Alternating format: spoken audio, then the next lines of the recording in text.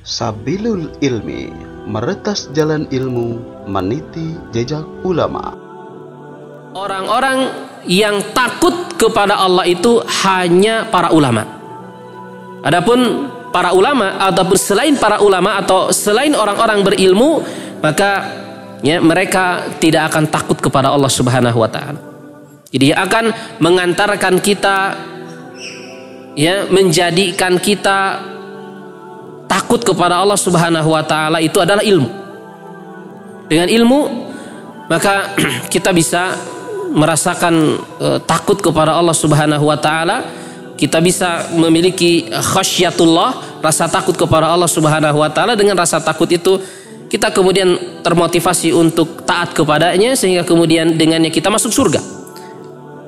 Oleh karena itu hadirin dimuliakan oleh Allah Subhanahu wa taala, Allah menyebutkan di dalam Al-Quran, surga itu hanya untuk siapa? Hanya untuk orang-orang yang takut kepada Allah.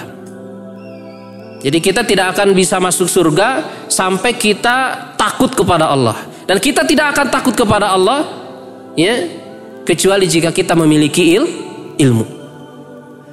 Jazaohum inda rabbihim jannatu adnin tajri min tahtihal anhar khalidina fiha abada radhiyallahu anhum wa radu anhu.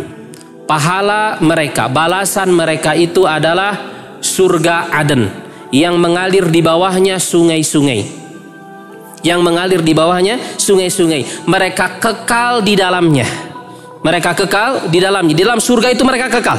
Kekal maksudnya adalah bahwa mereka tidak akan mati dan juga mereka tidak akan keluar dari surga. Itu makna kekal. Tidak mati dan mereka tidak akan keluar dari surga tersebut. Nah, radhiyallahu anhum wa radu anhu. Allah ridho kepada mereka dan mereka pun ridho kepada Allah.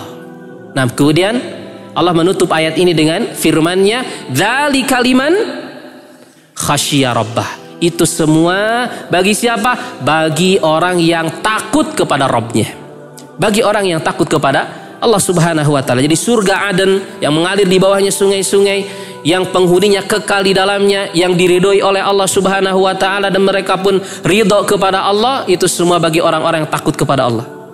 Dan rasa takut hadirin dimuliakan oleh Allah Subhanahu wa taala seperti yang Allah jelaskan dalam ayat ini, tidak akan mungkin muncul di dalam hati kita jika kita tidak memiliki ilmu. Karena Allah berfirman, innama yakhsyallaha min ibadihil ulama. Hanya saja orang-orang yang takut kepada Allah di kalangan hamba-hambanya adalah para ulama, orang-orang berilmu.